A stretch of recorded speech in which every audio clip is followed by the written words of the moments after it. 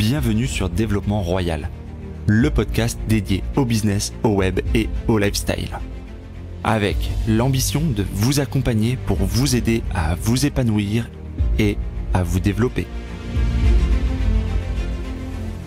Dans cet épisode, je reçois Audrey Perrin. Elle nous raconte en toute transparence son parcours immobilier dans la colocation, ainsi que son aventure de blogueuse et les raisons très personnelles qui l'ont poussée à se lancer. Restez bien à l'écoute.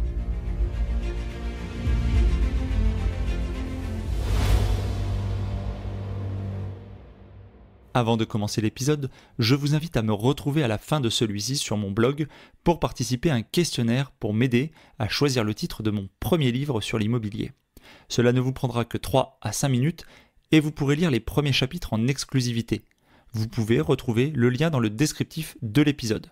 Je vous remercie d'avance pour votre aide. Bienvenue à toi Audrey, merci de nous rejoindre sur Développement Royal, sur le podcast et d'avoir accepté l'invitation. Donc Audrey, on s'était rencontrés sur un séminaire, j'avais le souhait de t'inviter sur le podcast parce que tu as un parcours qui est assez atypique et qui correspond, on va dire, à certains de nos auditeurs sur leurs objectifs de quitter la rat race, de vivre différemment avec des revenus alternatifs. Mais on va pouvoir développer tout ça dans le cadre de l'épisode. Est-ce que tu peux simplement te présenter un petit peu d'où tu viens, nom, prénom, où tu vis, ta situation, enfin que les auditeurs cernent qui tu es. Alors, effectivement, donc je m'appelle Audrey, donc mon nom de famille c'est Perrin. Je suis financièrement libre depuis quelque temps maintenant, officiellement depuis le 31 décembre 2018 et donc depuis officiellement le 1er janvier 2019, je suis officiellement rentière. Alors rentière, Super. c'est plutôt intéressant. Donc toi qui travailles beaucoup, donc je pense que c'est un saint graal. Donc effectivement, c'est tout à fait possible et je suis devenue rentière donc notamment grâce aux biens que j'exploite en immobilier d'une manière un petit peu particulière, à savoir la colocation. Voilà. Alors, ok, est-ce que pour nos auditeurs là, qu'ils essayent de se situer géographiquement, t'es dans quel coin, t'as investi dans quel coin toi Audrey? Ah, ah, ah. Alors, physiquement, j'habite à côté de Lyon, mais j'ai investi un petit peu partout. Par contre, il y a des endroits que je ne connais pas, à savoir le sud-ouest, donc des villes telles que Bordeaux, Toulouse, je ne les connais pas. Alors, bien que j'y ai plusieurs élèves, mais toutefois, ce sont des villes dans lesquelles je n'ai pas investi. Mais par contre, tu peux me donner à peu près toutes les villes et bien, j'ai quasiment investi un petit peu partout. Voilà. Je ne sais pas si ça, en colocation bien sûr, si ça répond à une partie de ta question. Ouais. Si ça répond en partie, de toute façon, on aura l'occasion, je pense, de revenir dessus un peu dans le déroulé de l'épisode. Quelle est ta situation familiale? Parce que tu vois, dans certains auditeurs, bon, on a des profils très variés, mais les gens vont se dire, bah voilà, si tu as des enfants, pas d'enfants, c'est plus ou moins facile d'aller loin, de pas loin, etc. Toi, quelle est ta situation à toi, ton âge, tout ça? Alors, on ne demande pas l'âge à une femme, mais... Ouais, non, mais il n'y a pas de souci. Donc, je suis en couple depuis plus de 10 ans maintenant et avec mon conjoint. Alors, nous n'avons pas d'enfants actuellement, encore, parce qu'avec mon conjoint, nous n'arrivons pas à en avoir. Et avant, ça n'était pas le bon moment. Et maintenant, c'est le bon moment. Mais l'âge avançant, eh bien, c'est un petit peu plus compliqué pour nous d'en avoir. Toutefois, c'est la raison pour laquelle je vais faire un parallèle avec l'immobilier. Alors, j'avais un travail qui était hyper stressant, qui ne me permettait pas d'avoir des enfants. Voilà, c'est un petit peu particulier. C'est la raison aussi, c'est un de mes pourquoi, qui fait que j'ai voulu quitter mon emploi qui était devenu vraiment trop stressant pour pouvoir nous donner une chance beaucoup plus importante. Eh bien, d'avoir des enfants. Pour aller un petit peu plus loin, on a fait beaucoup de FIV, de choses comme ça et le truc principal qu'il en est ressorti, donc il y a pas du tout de soucis physiques, c'est qu'en fait, c'est le stress qui empêche tout ça de prendre et donc voilà, donc pour ne plus être stressée, donc j'ai décidé effectivement, de quitter mon job en CDI parce que voilà, ça apportait énormément de sources de stress. Voilà, Non, mais c'est un point qui est hyper tout intéressant à parce fait. que il y a la volonté du podcast aussi, c'est pas uniquement d'être centré que sur la sphère, on va dire business, c'est aussi sur Bien la sûr. sphère développement personnel. Oui. Et le stress, c'est la maladie de notre époque. Hein. Il y a de plus en plus de sollicitations, il y a le droit au décrochage, etc., qui est demandé parce qu'on est de plus en plus sollicité, même hors travail. Et effectivement, quand ça pèse à ce point on va dire, sur la vie et sur les choix de vie, Tout et à fait. notamment Tout à fait. sur la parentalité, je peux comprendre qu'effectivement, ça soit une grande motivation supérieure à bien des motivations purement matérialistes, hein, que de changer de vie, quoi.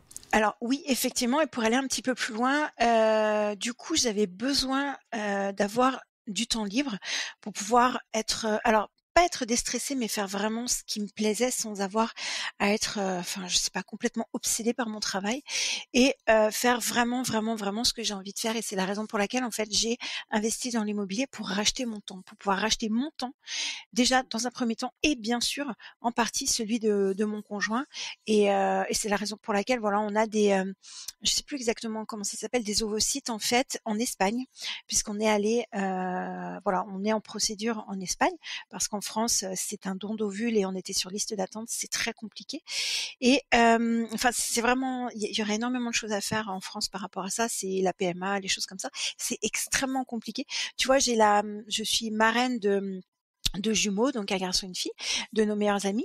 Et en fait, donc Isa, la maman, elle avait eu, lorsqu'elle avait été boostée un petit peu au niveau de ses ovules, elle en avait eu une vingtaine et moi j'étais en recherche d'ovules de meilleure qualité, peut-être un petit peu plus jeune, Isa est un petit peu plus jeune. Et en fait, il lui était impossible de me les donner. Donc, c'est-à-dire qu'on était suivis par le même hôpital et de ce fait, en fait, à l'hôpital, donc ils prenaient ce dont ils avaient besoin et le reste, ils le détruisaient alors qu'il fallait que j'aille sur Lyon, sur une liste d'attente pour pouvoir effectivement obtenir des ovules de bonne qualité. C'est la raison pour laquelle je suis allée en Espagne. Donc voilà, juste pour petite info, ça coûte à peu près 10 000 € dans mon cas. Et voilà, donc on a cryogénisé. Enfin voilà, c'est un petit peu complexe. Ouais, bien sûr. Et enfin c'est la Rolls-Royce des entreprises. Donc à faire toujours un petit peu pareil, je fais un parallèle avec l'immobilier, avec les business. Je ne m'adresse maintenant qu'aux meilleurs et en l'occurrence, eh bien j'ai pris la meilleure des cliniques pour pouvoir faire ça et puis c'est plutôt intéressant. Ils sont gentils. Il y a énormément de personnel hospitalier qui est français et par contre c'est payant. Voilà, ça a coûté à peu près 10 000 €, mais c'est ce que j'avais prévu et du coup bah voilà on a beaucoup de procédures. Il faut pouvoir aussi partir de son travail très très rapidement par rapport au comment on appelle ça, aux périodes d'ovulation, Bien etc., sûr. etc. Mm. Et du coup, bah, c'est vrai que bah, l'immobilier me permet maintenant de faire ça. Et puis aussi, on a un camping-car, donc c'est beaucoup plus facile. Et je suis chez moi partout. Et c'est voilà, c'est vraiment tout ça. Donc l'immobilier pour faire de l'immobilier, bah voilà, c'est l'immobilier pour faire de l'argent, pour en faire autre chose. Et en l'occurrence, pour nous, c'est un de nos pourquoi qui est très important et on en a vraiment besoin. Voilà, Super. Merci pour cette je t'en prie. explication, on va dire, à cœur ouvert, parce que c'est quand même quelque chose Tout à fait. d'assez intime. Oui, Et je n'en ai c'est jamais vrai. parlé ailleurs. Ouais, Jamais, jamais, c'est jamais. vrai. C'est moi Ouais, qui te tout à suis un fait. petit peu, j'ai jamais effectivement Non, eu ces éléments. Bon, jamais, jamais. je me sens un peu privilégié que tu me le partages, hein, et Merci. en toute ouverture. Non, mais Merci. sincèrement. Oui, mais Euh, j'entends. je reviens sur ta présentation. Oui. Tu disais que tu avais eu un boulot enfin, assez stressant, bon, que je connais. Ouais, Est-ce que tu peux effectivement ouais. simplement, succinctement dire dans quel domaine d'activité tu étais? Alors, je travaillais en administration, donc initialement, lorsque j'ai commencé le blog, je n'avais pas le droit d'en parler. Maintenant que c'est terminé, du coup, j'ai le droit d'en parler. Donc, je travaillais à la CAF, à la Caisse d'allocation familiale, et voilà. Donc, c'est alors le niveau que j'avais faisait que je pouvais traiter l'entièreté des dossiers, donc toutes les prestations confondues. Et j'accueillais aussi les gens à l'accueil, ce qui était extrêmement important. Par contre, il y a vraiment eu une mutation des personnes parce que bah voilà, il y a quand même pas mal de personnes qui sont bah, qui, enfin voilà, qui sont précaires, donc ça devient un petit peu compliqué, et, enfin même carrément compliqué. Et avant, c'est différent lorsque j'ai commencé. Donc voilà, il y a, enfin voilà, une quinzaine d'années quasiment eh bien, les gens demandaient et maintenant ils exigent. Ça n'est pas du tout la même chose. Et donc c'est pour ça que il y a énormément de complexité au niveau des prestations. Et puis voilà, sincèrement, on est technicien CAF tout le temps en fait, qu'on soit matin, midi, soir, qu'on endorme la nuit, et on a toujours quelqu'un qui dit: «Ah, tu travailles à la CAF? Eh ben écoute, j'ai mon dossier, j'ai ma cousine, j'ai le beau-frère du grand-père qui m'a dit de t'appeler parce que ci, parce que ça, voilà, voilà». Je vois très bien, de quoi tu parles. Exactement, et c'est toujours ça. C'est très, très, très, très, très enrichissant, vraiment. Sincèrement, c'est extrêmement enrichissant. Par contre, ça peut être très, très usant. Donc j'ai vraiment aimé ces périodes de ma vie qui m'ont permis, bah, voilà, d'avoir des CDI, un CDI, d'avoir, une utilité aussi parce que j'alliais, bah, social que j'aime aussi, et et puis, bah, voilà, sécurité aussi. C'est la raison pour laquelle je m'étais aussi, dirigée vers l'administration, parce qu'on a un besoin, je pense, ultime de sécurité fondamentale, et voilà. Et maintenant, j'ai vraiment envie de vivre un petit peu de mes propres ailes pour toutes ces raisons-là. Et puis ça devient de plus en plus compliqué parce que, je sais pas si ça va te parler, parce que entre guillemets, plus tu as de l'ancienneté, ouais, enfin, dans ton travail, et moins tu fais les choses faciles. Et du coup, tu es plus, dirigé vers les choses qui sont difficiles, et bah, pour laisser les choses faciles à, entre guillemets, ceux qui sont capables de le faire. Et du coup, ça devenait très compliqué de ne faire que des dossiers difficiles, de ne faire que des dossiers de réfugiés, de ne faire que des dossiers très compliqués avec le même temps à faire que des dossiers faciles. Je te prends un exemple. Sur des dossiers de réfugiés, bah, concrètement, on avait le même temps. Bah, techniquement, il fallait faire, voilà, à peu près 35 dossiers par jour. Et que tu passes un RIB ou que tu fasses un dossier qui te met un jour, 2 jours, c'est la même chose. C'est-à-dire qu'il faut que, enfin voilà, c'est la Ouais, je même comprends. chose. Il n'y a pas de Il n'y a pas différence forcément, entre ouais, la complexité. il y a Non, pas forcément une répartition juste et équitable entre les dossiers et le non, temps que tu passes, quoi. non. Quel, Voilà. quel est, d'accord. Quel était, si on peut remonter un petit peu en amont, parce que souvent on a tendance à dire que voilà, on est issu on a un bagage, hein, qu'on le veuille ou non, un bagage dans l'enfance, etc., qui conditionne un peu ce qui on est et ce qu'on va faire. Est-ce que toi, tu t'étais prédestiné à faire ce boulot? Est-ce que tu avais dans ton environnement, enfin, je veux dire, le salariat, c'était, je me rappelle, tu avais dit quelque part que tu avais atteint, comme tu dis, le Saint Graal, la sécurité, le CDI, etc., ce qui pour beaucoup représente encore quelque chose, hein, même dans les gens qui nous écoutent. Est-ce que dans ton enfance, tu avais un parcours comme ça? Est-ce que tu avais une idée de ce que tu allais faire? Comment ça s'est un petit peu déroulé? Alors, pas vraiment. Alors concrètement, voilà, c'est assez complexe. Pour aller un petit peu plus loin, j'ai réussi à me payer mes études, notamment mes études de BTS. Et puis, ça m'a aidé aussi à me payer mes 2 premiers appartements avec les gains de jeux radio. Donc ça, c'est quelque chose donc que je pourrais Oui, développer par la suite. je me rappelle de ça. En fait, c'est plus, pour répondre à ta question, comment dirais-je? J'ai été élevée par des employés, c'est très bien, et je n'aurais jamais pensé un jour être à mon compte parce que je n'ai pas été élevée dans la philosophie d'être à mon compte.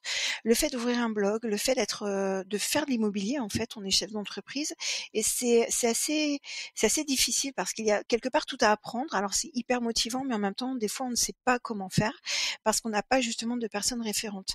Pour ma part, j'ai été entre guillemets «parfaite» si je puis dire. Ce qui rassurait le plus mes parents, c'était que je rentre dans l'administration. D'ailleurs, c'est ce qui s'est passé pour mon frère. Mon frère travaille aux impôts parce que, pour eux, c'est un petit peu, je sais pas si c'est vraiment l'ancienne génération, je crois que Coluche le disait, le saint graal pour eux, pour mes parents, c'était de rentrer en administration. Parce qu'eux ont eu des travails pénibles, et ce qui a fait qu'ils voulaient, bah, forcément le mieux pour leurs enfants, et le mieux, c'est encore avec une image peut-être où on ne fait rien dans l'administration, qui fait que voilà. Alors pour moi, le fait de ne rien faire, ce n'est absolument pas quelque chose de motivant.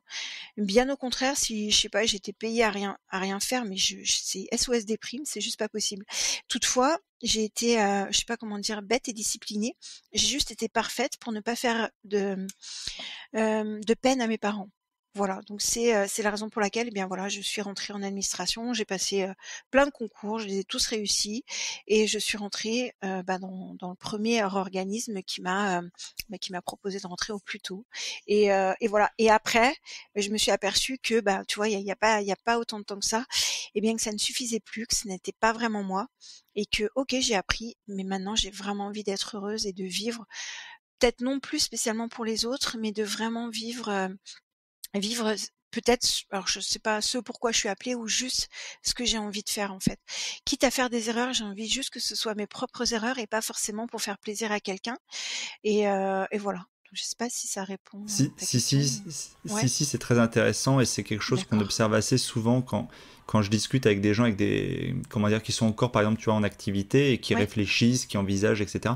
Quand on parle, en fait, du parcours, euh, c'est marrant parce qu'en fait, entre le moment où tu as commencé à travailler et le moment où tu t'es lancé, où tu t'es dit, où tu as eu ce que moi j'appelle le déclic, oui. tu te rappelles combien de temps ça a mis?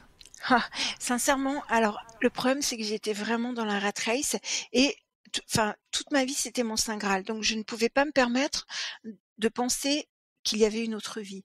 Dans le sens où c'était mon saint graal, j'avais obtenu mon saint graal et après mon saint graal de CDI et après à partir du moment où j'avais un CDI, je pouvais commencer à vivre. C'est-à-dire à, je sais pas, à acheter ma résidence principale, à vraiment, enfin, j'étais déjà en couple avant, mais à vraiment me mettre, à envisager d'avoir des enfants, etc., etc.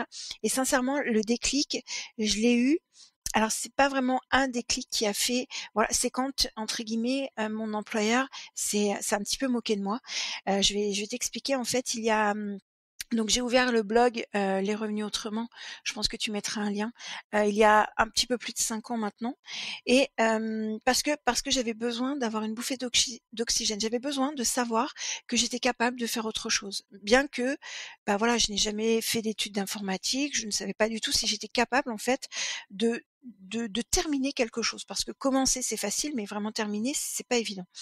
Et du coup voilà, j'ai fait ce blog, donc j'avais demandé l'autorisation à mon employeur. Et il y a, je sais plus si c'est 1 an et demi, 2 ans, j'ai ma directrice qui m'appelle et qui me dit, donc avec tous les conseillers du personnel, les délégués pardon du personnel, et qui me dit: «Bah, est-ce que vous savez pourquoi je vous convoque?» J'ai dit: «Bah non, enfin je ne pense pas avoir fait d'erreur dans mon travail pur et dur». Elle me dit: «Oui, parce que vous avez un blog». J'ai dit: «Bah oui, puisque vous m'avez donné l'autorisation, voici les documents, les copies écran des mails et tout ça». Elle me dit: «Oui, mais en fait vous gagnez de l'argent». «Bah oui, alors?» Elle me dit donc: «Bah écoutez, je vous demande de l'arrêter». Et là, je me suis dit: «Mais je vois pas en quoi ce que je fais le soir et les week-ends, surtout que ça n'est pas un blog qui parle de, je sais pas moi, comment, heu, comment truander la CAF ou tout ça. Ça n'est absolument pas ce genre de choses que je prône et tout ça et dont je parle. Je sais faire la distinction entre les 2. Et là, je me suis dit: «Mais comment est-ce que vous pouvez me demander d'arrêter quelque chose pour lequel j'ai mis 5 ans à faire évoluer et simplement à votre bon vouloir par rapport au salaire que vous me versez?» Je ne trouvais ça pas juste. Et c'est la raison pour laquelle j'ai pris 11 mois sabbatiques, d'années sabbatiques, déjà pour faire le point, pour me dire voilà, mais ça a été difficile de faire le point parce que je recevais limite enfin ouais, un courrier recommandé toutes les semaines, toutes les 2 semaines pour me mettre un petit coup de pression. Tiens, on a oublié ça, tout ça de la part de mon employeur. Donc c'était vraiment très difficile de me situer. Et ensuite, j'ai décidé, sous pression de mon conjoint qui m'a dit: «Audrey, c'est plus possible parce que si tu retournes, moi je pense que je vais craquer et je pense que notre couple ne va pas en survivre parce que c'est plus possible quoi. Tu vas mourir. Enfin, ça, c'est voilà.» Et c'est la raison pour laquelle j'ai pris vraiment la décision de partir, donc de faire une demande de rupture conventionnelle qui a été refusée et bah, de faire voilà un abandon de poste et par la suite voilà, donc je suis définitivement partie. Mais je me suis vraiment rendu compte que je n'étais qu'un chiffre et que je ne pouvais pas m'épanouir dans autre chose. Et j'ai demandé très très régulièrement s'il était possible d'avoir un petit peu d'oxygène, tu vois, en faisant d'autres tâches et tout ça, et d'autres tâches voilà différentes dans mon activité. On m'a dit bah clairement non, parce que le temps que tu apprennes à faire d'autres tâches, et bien nous ce sera de la productivité que tu auras en moins, et du coup bah on veut pas te remplacer spécialement par 2 personnes, donc bah non, fais ce que tu sais faire le mieux et enfin voilà. Et de quoi tu te plains quoi. Je sais pas si ça te parle, mais Si, si, si, si, si. ouais, Par contre, ce qui peut intéresser les gens qui nous écoutent, hein, parce que ça revient souvent dans le côté cumul d'activités, ouais. pour ceux qui notamment qui sont dans le public, alors dans le privé, je sais que c'est un peu différent. Tu te rappelles sur quelle base légale il se basait pour t'interdire d'avoir ce blog, alors qu'il te l'avait dans un premier temps autorisé? Alors c'est pas tout à fait ça. Alors nous, la CAF, que ce soit la CAF ou la Sécu, la CEPAM, nous sommes du privé au service du public. Donc on a un contrat de travail de droit privé. En l'occurrence, je me suis mis en auto-entreprise et au tout départ et par la suite, j'ai ouvert une SASU. d'accord? Mhm. Ça, c'était le meilleur des, des compromis. Alors, concrètement, normalement, pour tout ce qui est, liberté alors attends, comment ça s'appelle? Tu sais, tout ce qui est, création intellectuelle, lorsque tu écris Artistique. des livres ouais, tout à Mhm. fait et bien, non, ton employeur n'a pas de droit de regard par rapport à ça, d'accord?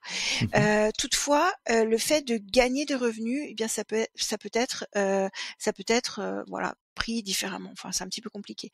Bien évidemment, il va falloir lire son contrat de travail et ce que je recommande vraiment aux personnes, parce que tous les contrats de travail sont différents et après, à la suite de mon passage, il y a eu énormément d'avenants et de mon départ, il y a eu énormément d'avenants et voilà, tu vois, j'avais des collègues qui faisaient des blogs sur des huiles essentielles. Ben, on leur a demandé de les fermer. Alors qu'initialement, lorsque tu ouvres un blog, eh bien, tu n'as pas le droit, enfin, tu n'es pas tenu d'en informer ton employeur parce que c'est de la création et c'est totalement différent. Par contre, voilà, et ça dépend. Ton employeur t'autoriser à faire des choses. Moi, j'ai joué la carte de la transparence. Peu importe. Au moins, j'avais envie de vraiment dormir et ce qui est différent. Et également, Non ça mais peut ouais. être, ouais, dis-moi. Ouais, je te coupe, mais en fait, Ouais, si je dois résumer pour pas oui, non plus qu'on déborde trop, en ouais, fait, là où je te rejoins, c'est qu'en fait, ton blog était au départ une œuvre considérée comme une œuvre artistique pour laquelle tu bénéficiais tout en à fait. fait d'une exonération entre guillemets d'autorisation, enfin, pour laquelle ils étaient Création d'un tacitement blog d'accord. égale Voilà, exonéré. Oui, tout à fait. voilà. Oui. Et par contre, à partir du moment où effectivement où c'est devenu qu'un produit en fait entre guillemets un travail rémunérateur, hein, peu importe la méthode de rémunération, finalement rentrer dans un contexte légal un peu différent pour lequel effectivement voilà. Alors oui, non, parce qu'on joue vraiment sur les mots et Mm. en fait, concrètement, ça les embêtait que j'étais, entre guillemets, un petit peu plus devenue visible. Ça, c'est la vraie raison, la raison Sous-jacente, ouais, officieuse ouais, ouais, tout tout à à fait. fait. Parce que sincèrement que je m'occupe du blog le soir et les week-ends, peu importe. Sincèrement, ça ne change absolument pas sur et mon puis en travail, dé- c'est la et, qualité de mon travail. Oui. Et puis en définitive, si tu as une création artistique, c'est sous-jacent au fait que tu vas gagner de l'argent. Parce que si tu exposes par exemple Bien des sûr, toiles, faut eh pas ben, être tu peux idiot. vendre tes toiles. Voilà. Bien évidemment et c'est la raison pour laquelle je vous encourage à vous qui écoutez, vraiment, pour le coup, on va pas faire des économies de bout de chandelle. Je vous encourage vraiment de rencontrer un avocat ou de moi, j'ai eu un avocat, j'ai été suivie par un avocat parce que, bah, ce ne sont pas vraiment des procédures, bah, que d'une, je ne suis pas très procédurière et deuxièmement, ce ne sont pas des choses que j'ai l'habitude de faire et c'est la raison pour laquelle j'ai eu un avocat spécialisé en droit du travail à qui j'ai envoyé carrément mon contrat de travail et à qui j'ai expliqué la situation et qui m'a suivi. Donc, auquel cas, si vous en avez besoin, il est vraiment très humain. Il comprend énormément, il vulgarise le droit, etc., les contrats de travail, et c'est vraiment top. Il va pouvoir vous dire, bah, écoutez, là, vous pouvez faire ça, ou là, on peut le faire, je sais pas, via l'auto-entreprise, la SASU, peu importe. Ou alors, non, et dans ce cas-là, il faut demander ci ou ça. C'est beaucoup mieux de faire les choses parce que il y a des gens qui disent, je suis fonctionnaire, je n'ai pas le droit de travailler ailleurs, ce qui est totalement faux. Vous voyez, par exemple, pour mon frère qui est fonctionnaire, eh bien, il a le droit de faire des vendanges. Alors voilà, ça c'est quelque chose comme ça. Et en plus, avec le président, il y a des choses un petit peu particulières aussi. Donc vraiment, chaque contrat de travail est très très particulier, que ce soit du public ou du privé ou du semi-privé, semi-public. Je vous encourage vraiment, vraiment, vraiment à montrer votre contrat de travail si vous souhaitez avoir une autre activité ou même ne serait-ce que investir dans l'immobilier parce qu'il faut, si vous faites du LMNP, il faut un numéro de SIRET, etc., etc. Eh bien, ne vous empêchez pas de faire des choses sous couvert d'une hypothèse, éventualité qu'on vous a dit que les fonctionnaires ne pouvaient pas cumuler une autre activité. Ce qui, voilà, renseignez-vous à la source, demandez conseil et ensuite effectivement, bien lancez-vous parce que c'est génial de se lancer à son compte. Voilà. Super. Audrey, on avance un peu dans Oui, l'épisode. bien sûr. On va revenir sur le cœur du sujet, sur ta période là, de lancement et de développement de tes activités. Tu peux nous faire rapidement un peu le développement. Combien de temps ça t'a mis là de quitter, alors pour les raisons que tu as évoquées, mais combien dans la pratique de bien t'as fait et à peu près sur quelle durée pour que les gens situent un peu ta boulimie immobilière. Alors j'ai fait énormément d'erreurs. J'ai commencé il y a plus de 10 ans, lorsque j'avais moins de 30 ans. Alors c'est une boulimie, oui et non. C'est-à-dire qu'il y a, j'ai commencé donc comme je disais il y a plus de 10 ans en achetant tout d'abord ma résidence principale. Bah voilà comme beaucoup parce que il n'y avait pas tous les blogs, il n'y avait pas tout ça, donc voilà. Et ce que je voulais, c'était par rapport à mon petit salaire, c'était vraiment me sécuriser en me disant: «Lorsque je serai à la retraite, eh bien, au moins, j'aurai mon petit chez moi, mon tout petit chez moi et voilà». Et j'étais effectivement locataire, tout en haut, au 2e étage et je vais y venir un petit peu plus tard. Comment j'ai découvert la colocation? C'est mon premier appartement que je n'ai jamais dans lequel je n'ai jamais vécu, qui a été le déclencheur par rapport à la coloc. Toutefois, hem et je vais y venir donc effectivement, je le rénovais. J'étais locataire au 2e étage et celui-ci, je l'avais acheté au 1er étage. Donc les soirs et les week-ends, voilà, j'allais mettre un petit coup de pinceau. Et puis j'ai une de mes collègues qui m'a dit: «Bah, écoute Audrey, j'ai ma fille qui recherche un appartement dans le quartier pour quelques mois. Est-ce que tu connais quelque chose?» Je lui ai dit: «Bah, écoute, si c'est vraiment pour quelques mois, bah, moi je peux lui donner, mettre à disposition mon appartement» et voilà après bon, bah, elle fait ce Alors qu'elle a à attends, faire. Ouais, attends Audrey, dis-moi. parce que je t'ai perdu, je pense que je suis Dis-moi. pas le seul. Tu as Ouais, d'abord, donc tu étais locataire d'un appartement, tout à dans un fait. même temps tu achètes ta RP, donc tu te Oui, dis le temps de la mettre au propre, de faire c'est les ça, travaux, je reste tout locataire, à fait, et donc pendant un temps tu avais deux logements, un tout où à tu étais fait, locataire, ok, ça y exactement. est, j'ai bien compris alors. Exactement, ouais, c'est tout à fait ça. En fait, je n'avais qu'un étage à descendre pour pouvoir le rénover. Donc c'est pour ça que je m'étais dit: «Bah, je vais prendre un petit peu mon temps» et j'avais fait déjà tous mes calculs. Et c'est là où vraiment débute l'histoire de la colocation puisque du coup cette petite jeune est venue dans l'appartement, donc elle y restait plusieurs temps parce que c'est voilà, elle l'a amélioré, il lui plaisait. Bon, moi je disais: «Bon, j'aimerais bien enfin aller dans mon appartement quand même» et puis à un moment, elle vient toquer à ma porte juste en haut et elle me dit: «Bonjour, j'ai une question, j'aimerais savoir si par hasard, eh bien je pourrais y habiter, dans l'appartement avec ma cousine». Et là, je lui dis: «Bah, écoutez, bah, oui, enfin, je n'y vois pas d'inconvénient. Par contre, ce serait vraiment dommage que vous soyez, bah, seule, à payer le loyer alors que vous allez être 2, donc au niveau des risques, au niveau de tout». Et j'aime bien dire qu'en un week-end, j'ai gagné plus 100 €. Tout simplement, le loyer initial était de 400 € pour cette demoiselle et je lui ai proposé en fait si elle était d'accord, de faire 2 fois 250 €. Pour moi, c'était plus équitable et c'est comme ça que la colocation est née. Toutefois, j'ai fait tellement d'erreurs que par défaut, c'était, un appartement certes qui était meublé, mais par défaut, lorsque je déclarais, sur l'avis d'imposition, je déclarais des revenus fonciers et du coup, j'étais très, très fortement imposée. Puisque c'était dans la case 01, c'est comme si c'était du non meublé. Je ne connaissais pas la distinction et je ne connaissais pas tout ça. C'est la raison pour laquelle j'ai mis du temps à débuter mon aventure immobilière. D'accord? D'accord. Est-ce qu'on est bon déjà par rapport à ça? Oui, Ouais? oui, on a bien OK, ciblé le début. Et donc OK, après cette première étape, combien voilà. de temps se passe avant l'étape numéro 2? Alors 2 ans, c'est-à-dire que, il y a ma petite voisine, ma petite mamie d'en haut qui m'a demandé, qui m'a dit: «Bah, Audrey, est-ce que tu peux venir boire un café, un thé?» Donc c'était quelqu'un, une personne d'un âge qui me dit, voilà, je dis: «Oui, bah, c'était courant» parce que je lui montais son lait, son courrier, peu importe et elle me dit: «Bah, écoute, toi qui es dans l'immobilier», puisque j'avais acheté un appartement avant, je trouve ça drôle. Elle me dit: «Bah, qu'est-ce que tu penses de mon appartement?» Bah, je lui dis: «Bah, écoutez, bah, qu'est parce que vous voulez en faire quoi? Vous voulez le vendre?» Elle me dit: «Bah, je sais pas, regarde et tout», je fais: «Ouais, bon, OK». Je fais: «Bah, écoutez, il est bien pour vous, mais il est super lumineux, mais par contre, il est vieux, enfin, il baigne dans son jus» et puis on discute, puis elle me sert un café et puis elle me dit: «Bah, écoute, tu as combien sur ton compte?» Alors je dis: «Comment ça, j'ai combien sur mon compte?» Puis en 1 heure et demie, je suis: «Bah, écoutez, bah, enfin, c'est bizarre comme» elle dit: «Bah, réponds». Je suis: «Bon, bah, OK». Bah, je lui fais: «Bah, j'ai 21 000 €». Elle me dit: «Bah, je te le vends pour ce prix». Je dis: «Mais je veux pas l'acheter, en fait». «Non, non». Elle me dit: «La seule condition, c'est que, j'y reste pendant 5 ans et ensuite, que je parte à l'hôpital» et cetera et cetera. Donc c'était une personne qui était, infirmière et elle avait une maladie, elle connaissait la dégénérescence de sa maladie. Donc après, elle voulait partir en Elle, hôpital pro- spécialisé elle et proposait un peu comme un viager en c'est fait, un hein. viager sans rente, effectivement.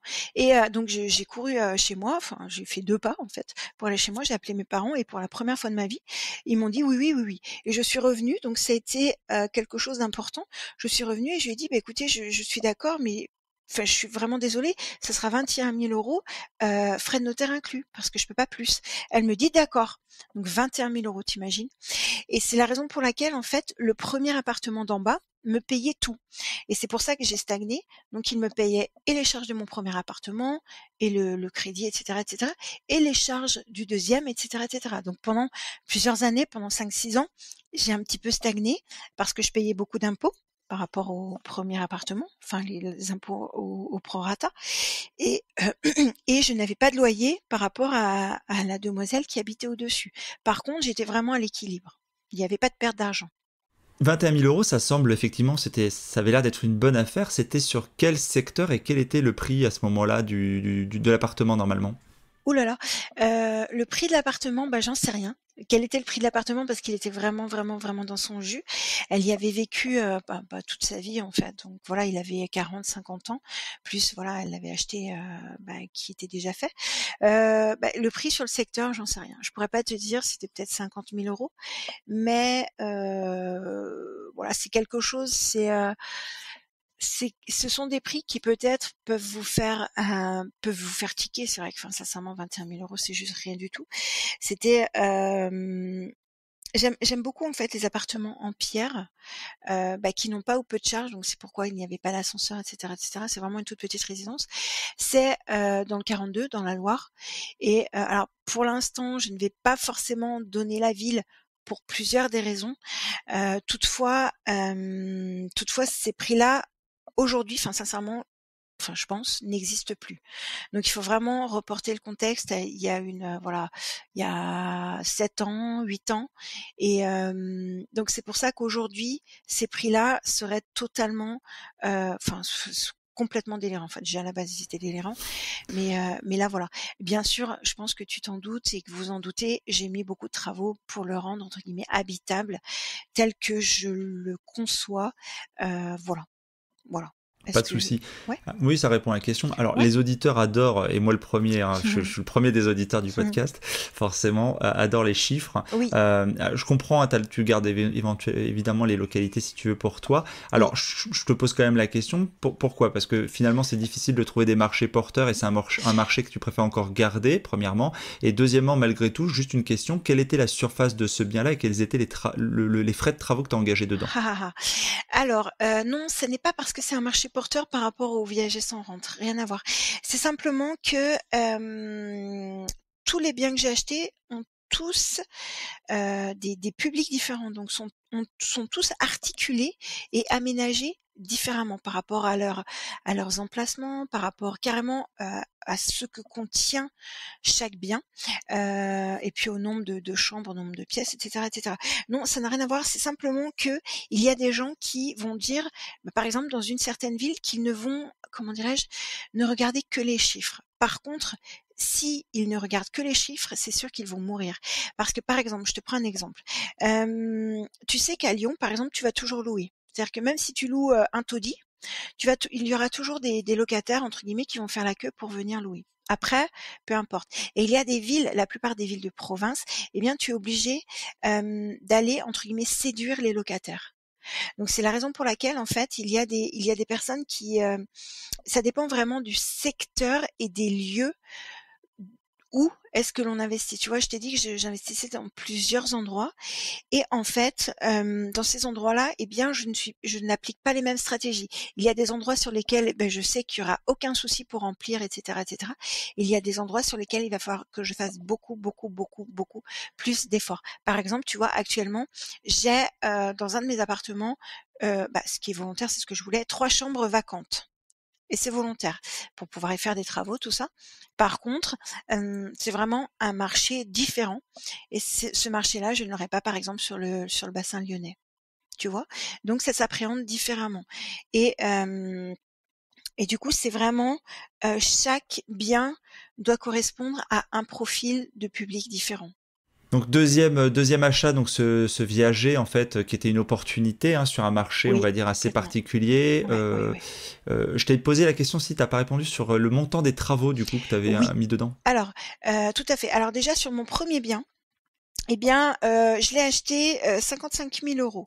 Donc c'était vraiment, alors c'est quelque chose qui était entre guillemets «au plus haut de la bulle immobilière» puisque je l'ai acheté en 2007 et c'est quelque chose qui aujourd'hui, si je devais le revendre, peut-être, alors sincèrement, la ville que j'ai à l'idée n'est absolument pas une ville de revente. Donc concrètement, si je le revendais, je le revendrais à perte. D'accord? D'accord. Malgré, les travaux effectués dedans. Donc par rapport, ça c'était le prix d'achat. J'ai mis récemment, des travaux, j'en ai mis à peu près pour 20 000 € de travaux, d'accord? Et sur le viager, là, j'ai tout refait. Alors j'ai fait beaucoup, beaucoup, beaucoup, beaucoup de travaux, par moi-même. Toutefois, le viager, donc c'était 21 000 € plus après, bah, voilà, frais de notaire inclus et j'ai mis à peu près, de mémoire 24 000 € de travaux, d'accord? Et la surface est très petite, c'est 36 m². D'accord. Et ton premier, c'était quelle surface? Mon premier c'est, 43-47 m² Loi Carrez. D'accord. Voilà. Ok. Et alors après ces premiers biens, bon, on va pas faire tout le catalogue de biens, ça n'a pas d'intérêt particulier, mais finalement entre, on va dire à partir du moment où tu as commencé vraiment à mettre le pied à l'étrier et maintenant, aujourd'hui tu as un volume t'as combien de biens en fait, à combien ça se chiffre? Alors je sais que tu raisonnes par unité locative parce que tu as aussi, Ouais, dans c'est chaque ça, bien tu as plusieurs chambres parfois avec tes tout colocations, à puis, fait. puis tu t'es spécialisé dans ce registre-là, on mettra les liens dans le descriptif de l'épisode, mais aujourd'hui combien tu as d'appartements au total? Ça représente à peu près, pour un ordre d'idée, combien en encours? Et combien d'unités locatives, hein, si on fait un peu le ratio de tout ça? Alors, en unité locative, j'en ai 9, d'accord? Pour l'instant, pour 4 biens, j'en ai 2 en cours avec de très, très gros projets.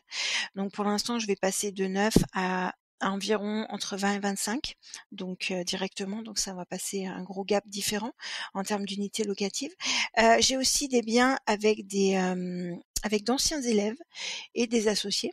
D'accord, donc ça c'est encore autre chose. Donc pour l'instant je ne les compte pas parce qu'ils sont moite-moite. Donc c'est pour ça que je ne les compte pas. Alors en termes d'encours, bah concrètement, j'en sais rien parce qu'aujourd'hui je ne les ai pas fait estimer, tout simplement parce que les biens que j'ai en tête n'ont aucune. Enfin, sincèrement, si je les revendais, je les revendrais à perte. Et il est beaucoup, beaucoup, beaucoup plus intéressant pour moi de les louer pour plusieurs raisons, pour pouvoir faire en sorte que la banque me suive sur des biens qui sont dans des villes beaucoup plus attrayantes et que j'ai encore, malgré le fait que je n'ai plus de CDI, encore comment dirais-je, des ouvertures auprès des banques. Je m'en sers vraiment, je me sers surtout du cash flow généré, qui est quand même malgré tout important, pour pouvoir effectivement leur dire, écoutez, voilà, je n'ai plus de CDI, toutefois, vous avez des biens que vous pouvez prendre en gage, etc., etc. Concrètement, sur ces 4 biens-là, j'en ai 2 qui sont remboursés en totalité, et j'ai les autres qui ne sont pas remboursés en totalité, ce qui est logique. Et voilà, je veux vraiment utiliser l'effet de levier le plus possible et aller beaucoup plus loin. Sur notamment, comme je l'ai dit, le fait de garder le partenariat avec les banques pour qu'elles me suivent sur des très gros projets en association avec certains élèves et certains associés. Voilà. Alors c'est très intéressant, on va le développer Ouais. un tout petit peu. Quand tu dis que sur 2 prochains biens, tu passes de 9 à 20 ou 25 unités locatives, donc quelles sont les superficies de ces biens-là? De quoi s'agit-il un petit peu, si tu peux nous en donner la primeur? Alors ce sont des immeubles tout simplement, ça va être, voilà. J'avais besoin de me rassurer pour faire petit à petit des choses et ensuite effectivement, ce sont des immeubles. Alors la superficie, ça ne va pas vraiment te parler parce que dans ce qu'on a comme projet, c'est de faire, un type de profil de locataire par étage. D'accord? Sachant D'accord. qu'il y a 3 étages plus éventuellement enfin non, plus les combles aménageables. Donc les travaux des combles, ça va être vraiment très différemment parce que c'est beaucoup plus pentu et cetera et cetera. Donc on va multiplier les locataires différents, les profils de locataires différents pour pouvoir, avoir le plus voilà, de locataires différents, de profils de personnes différentes pour ne pas, différents pardon, pour ne pas, se faire de la concurrence et pour toujours avoir, pour ne jamais ou minimiser le plus possible des périodes creuses. D'accord. Tu penses à quel type pardon, mais tu penses à quel type de locataire en fait pour parler de la typologie? Ah, alors, là, on va faire, déjà parce que moi, c'est vraiment un de mes nouveaux dadas et là, je suis vraiment à fond dessus. Je vais faire, déjà des colocations seniors. Donc voilà, là, c'est très, très particulier pour moi et ensuite, je vais mixer, enfin non, je vais faire colocation, d'étudiants, d'accord? Et ensuite, effectivement, des colocations d'actifs et jeunes actifs, D'accord. d'accord? Et du coup, c'est très, très important, pour moi de mixer alors pas ensemble, mais au sein d'un immeuble, ce type de population. Et du coup, il faut forcément que je réponde à l'entièreté des besoins de ces profils qui sont différents par rapport à cet immeuble-là. D'accord? C'est-à-dire que les seniors, eh bien, ce ne sera pas forcément du meublé. Donc c'est encore différent. Mais par contre, la surface sera beaucoup plus grande. Ce sera forcément un rez-de-chaussée, malgré tout lumineux, sur cour, etc., etc., avec des commerces à proximité. Les étudiants, c'est différent. Ce seront plus les transports. Les actifs, c'est encore différent. Ils seront plus intéressés par les places de parking, etc., etc. Tu vois? Et Oui. l'accès à l'autoroute et tout ça. Ouais. C'est très intéressant et c'est ce qui rejoint ce en quoi je crois et avec qui je discute beaucoup, c'est que on a une approche, tu as une approche, hein, je le sais, maintenant on se connaît depuis un petit moment, mais pour les auditeurs, qui est une approche marketing en fait du produit, Oui, une tout à fait. approche entrepreneuriale où tu Oui. étudies le besoin, tu vas du besoin vers le produit et t'essaies pas de forcer le produit vers un besoin ou de le créer artificiellement en fait. Donc tu réponds à des demandes et à des cahiers des charges en fait. Ce qui fait qu'en fait tu fais un business plan et tu as vraiment un business model derrière à appliquer quoi. Bah, complètement en fait, c'est ce que je dis, si, je ne sais pas si, vous qui écoutez êtes au fait de la colocation ou pas, mais vraiment mon dada, c'est déjà définir déjà dans un premier temps combien est-ce que je vais gagner. Ensuite de trouver une ville qui m'intéresse, de l'étudier.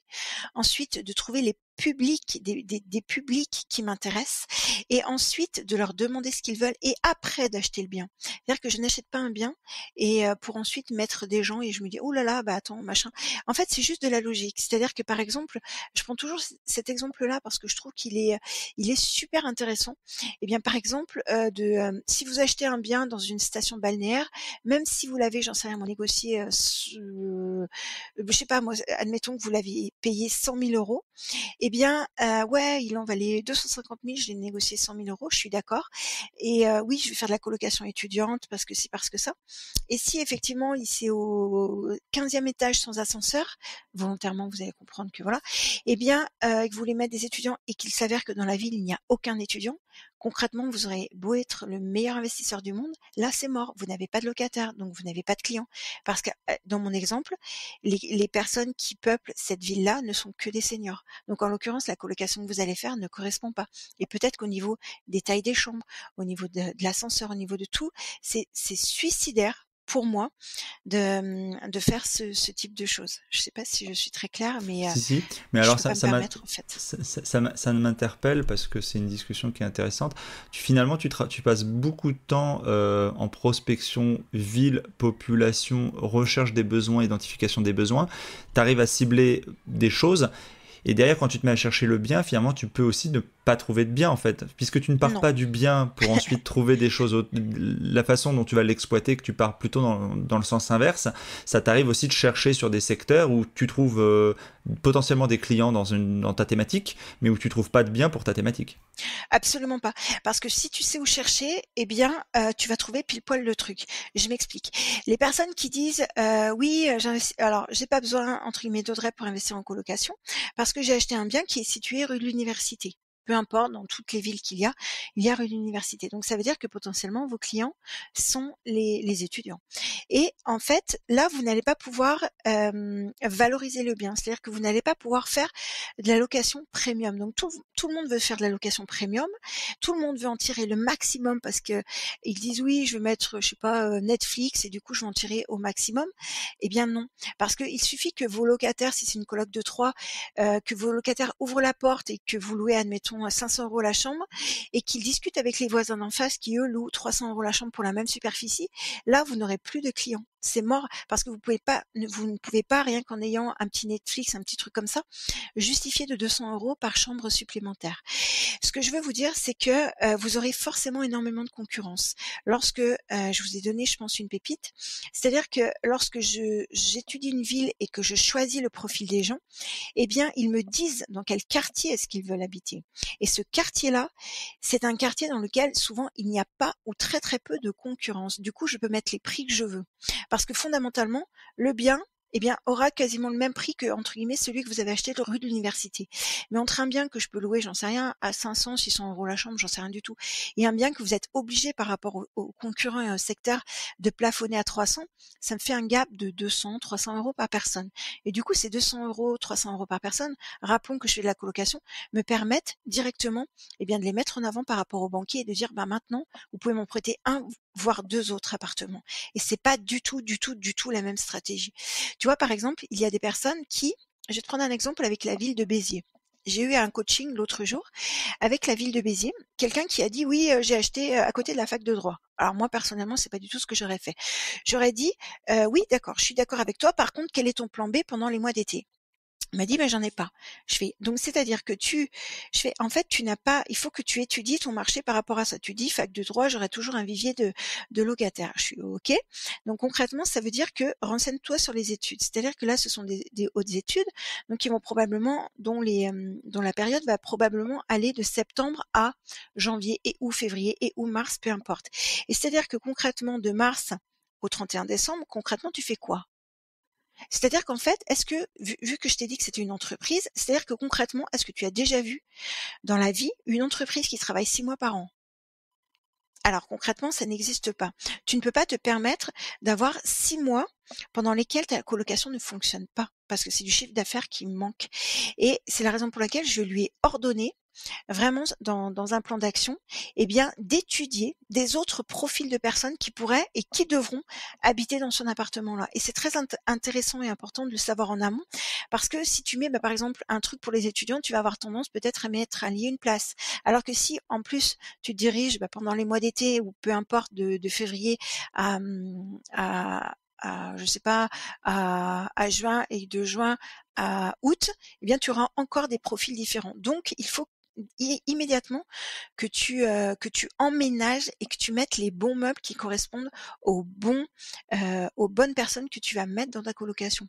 Ça s'anticipe et c'est vraiment très important. Pour en Bien revenir sûr. à la ville de Béziers, la personne a mal fait son étude de marché parce qu'il n'y a que 7% des personnes qui habitent Béziers qui sont étudiants. Donc si tu dis 7%, c'est-à-dire que tu mises sur une niche de niche. Pourquoi ne pas miser sur les plus gros, le plus gros pourcentage? Bien Sinon, sûr. c'est mort. Enfin, tu vois, c'est déjà assez Oui, oui. stressant l'immobilier. Je passe sur une question suivante. On a vu un peu pas mal de choses. Si tu fais la comparaison entre tes revenus d'avant et tes revenus de maintenant, pour situer, pour inciter les gens qui seraient encore sur, on va dire, à plonger, alors pas à plonger, mais de façon irréfléchie, mais en tout cas à avancer dans leur perspective, tu peux nous faire un peu le distinguo, le parallèle entre où tu en es aujourd'hui par rapport à avant? D'accord. Alors, concrètement, je vais faire salarié et à mon compte. Alors à mon compte, je pense que vous l'avez compris, j'ai et mon immobilier qui représente en fait ma fiche de paie et le blog et puis mes autres sources de revenus. Donc j'en ai aujourd'hui 29. Donc ça, c'est plutôt intéressant.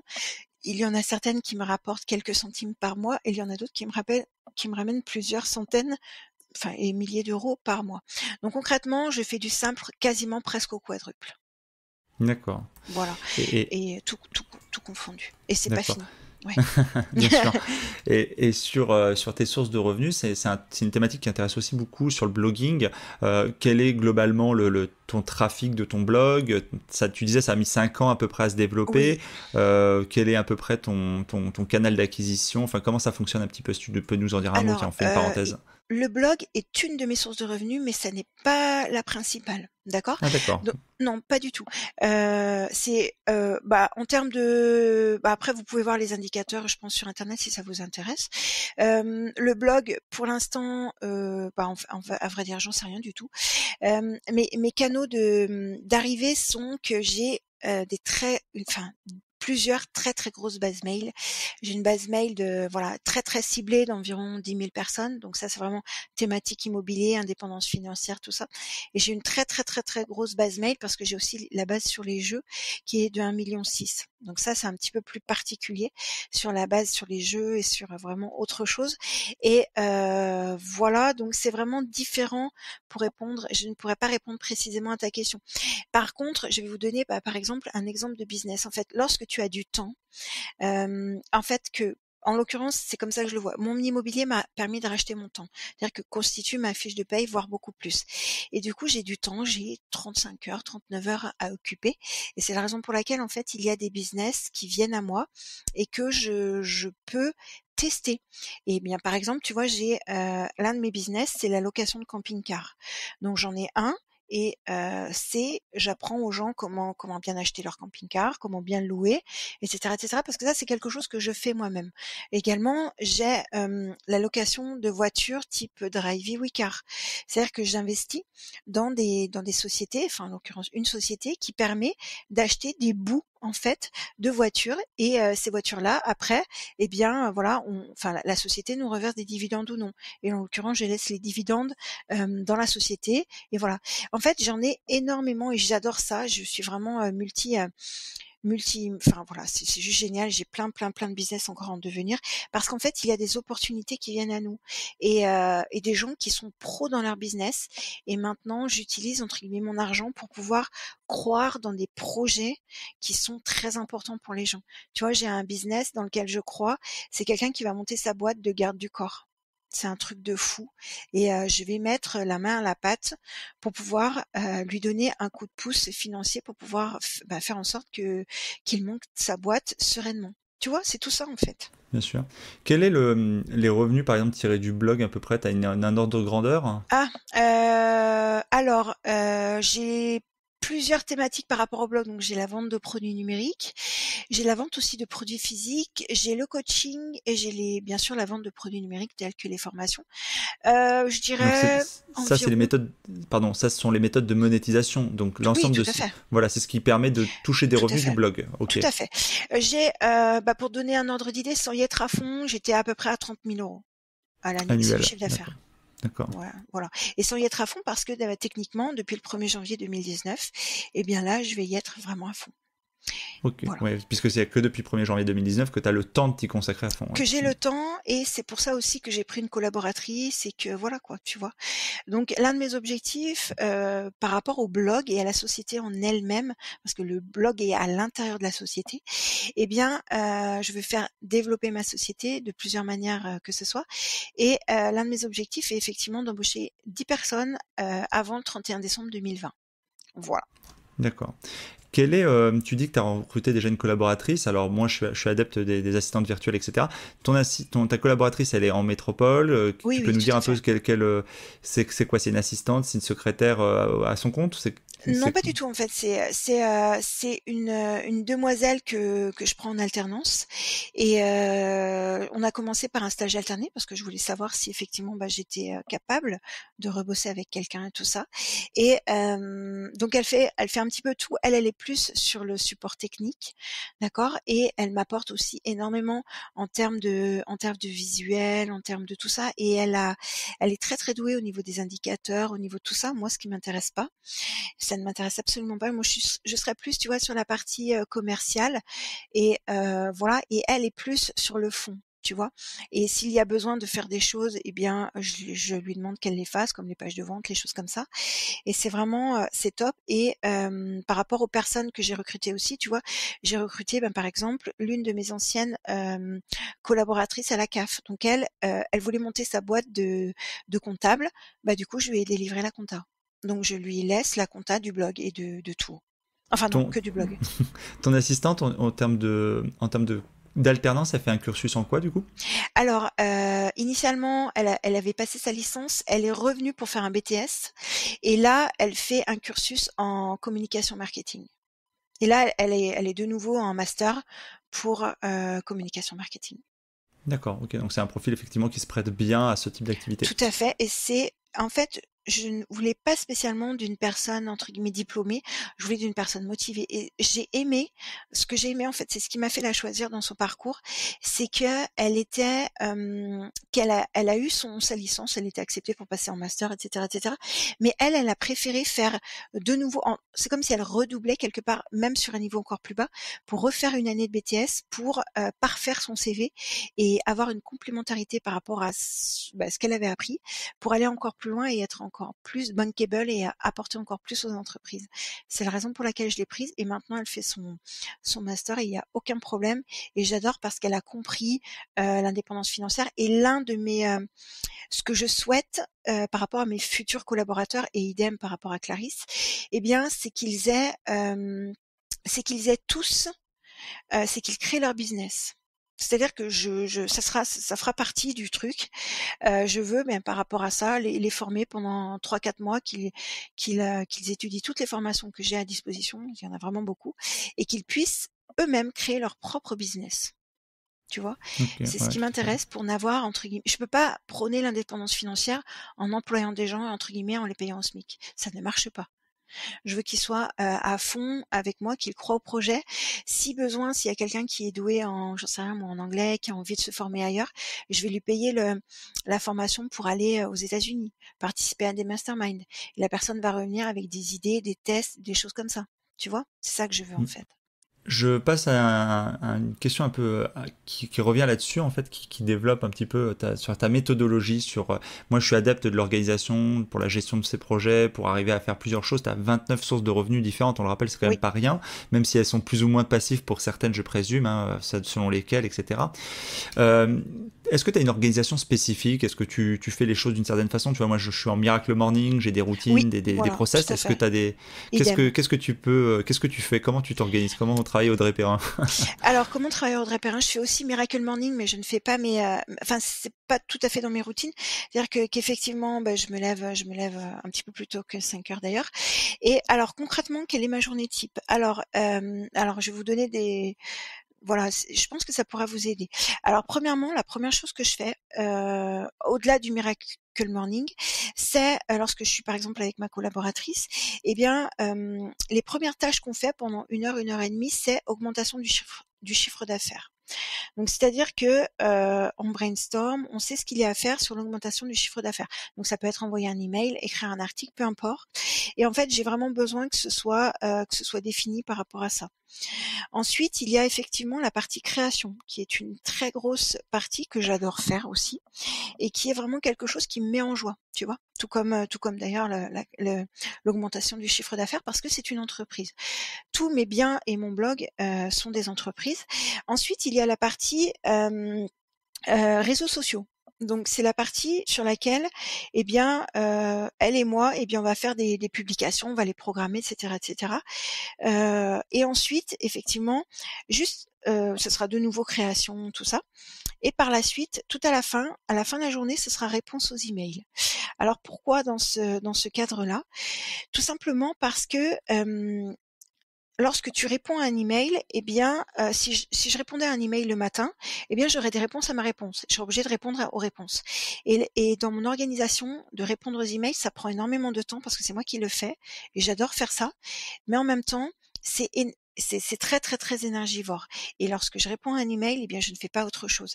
C'est la raison pour laquelle je le fais en fin de journée pour ne pas faire réponse aux réponses. Je sais pas si tu vois ce que je veux dire. Et Si, voilà, ça c'est si, je vois vraiment très mon bien l'idée. organisation. Voilà. Et ça, Ok. c'est vraiment mon organisation.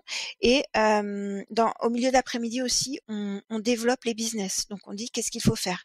Là, on fait quoi, et voilà. Et ensuite, bah, voilà, on reprend tous les business, oui, non. On regarde ceux sur lesquels elle a envie de travailler ou moi, et on dit, bah là, est-ce qu'on va prendre un commercial ou pas du tout. Comment ça se passe. Voilà. Très bien. Dis-moi Audrey, dans une partie complètement différente qui est orientée plus lifestyle, développement personnel, Ouais. etc. Est-ce que tu peux nous dire un peu quelles sont tes passions, quelles sont au-delà de l'immobilier qu'on a bien compris et de l'investissement en général et du business, mais Ouais. est-ce que tu voyages beaucoup, et si oui, quelles sont les choses qui t'ont le plus marqué, le voyage qui t'a le plus que t'as le plus apprécié? Alors, l'une de mes passions reste le business, en fait. C'est un truc de fou. C'est-à-dire que quand je vais quelque part, je vois tout ce qu'il est possible d'optimiser. Je te prends un exemple. Hier, j'étais au Train Bleu à Paris, parce que c'est un endroit que j'adore.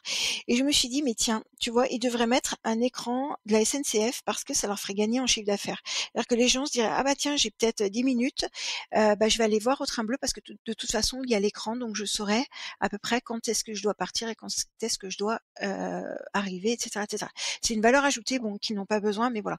En fait, je suis en création de business perpétuelle et ça m'énerve lorsque les gens n'arrivent pas à avoir de l'argent de leur activité. C'est un truc qui m'énerve au possible. Donc, c'est pour ça que je les coach. Pour aller plus loin, j'adore les voyages. J'ai plusieurs pourquoi, donc qui sont extrêmement forts. L'un de mes pourquoi, c'est de m'occuper d'animaux. Donc d'avoir une petite maison et de recueillir des animaux, voilà, en fin de vie. Et ça coûte très très cher parce qu'il faut que je fasse venir, bref, des vétérinaires, etc., etc. L'une de mes passions, c'est aussi la plongée. J'aime la nature énormément. C'est quelque chose qui me ressource beaucoup, beaucoup, beaucoup. J'aime aussi, au-delà de ça, donner des séminaires parce que ça me plaît d'être en interaction avec le public.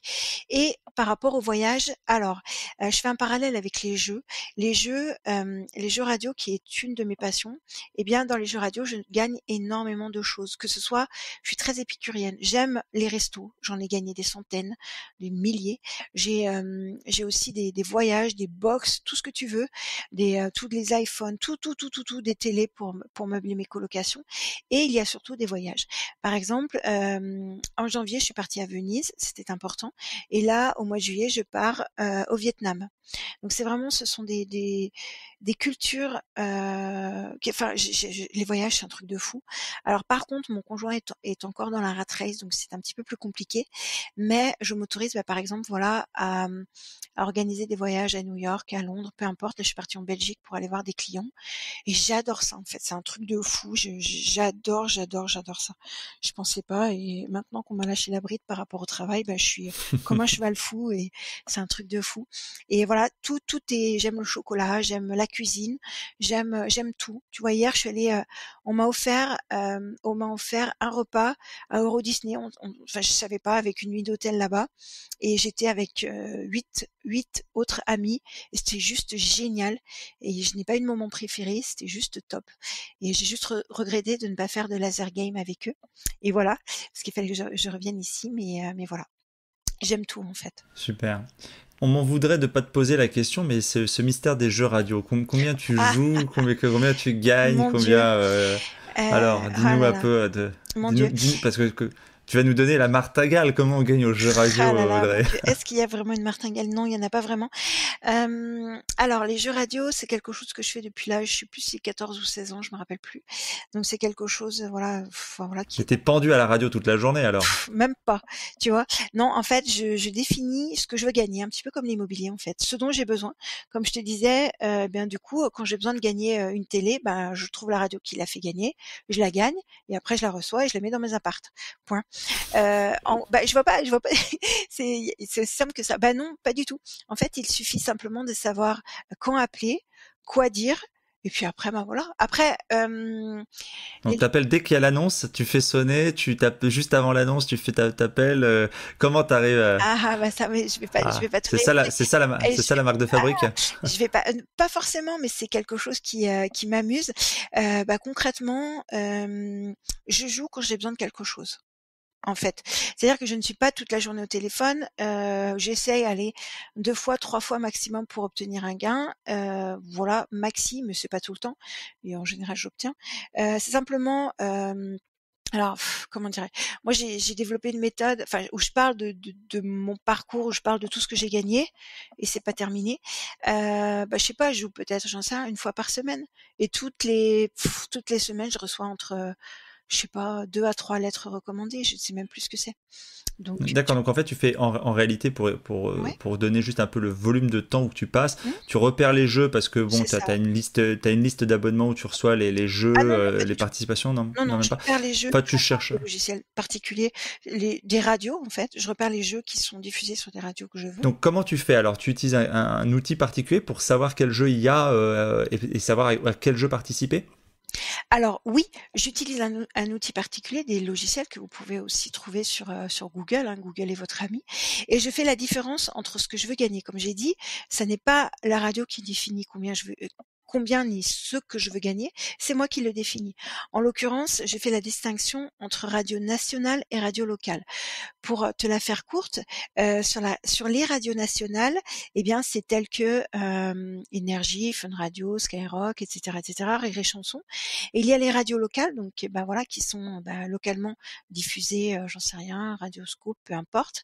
Et sur les radios locales, eh bien là, tu vas gagner beaucoup plus de petites choses, des petites places de concert, des petits CD, des petites choses.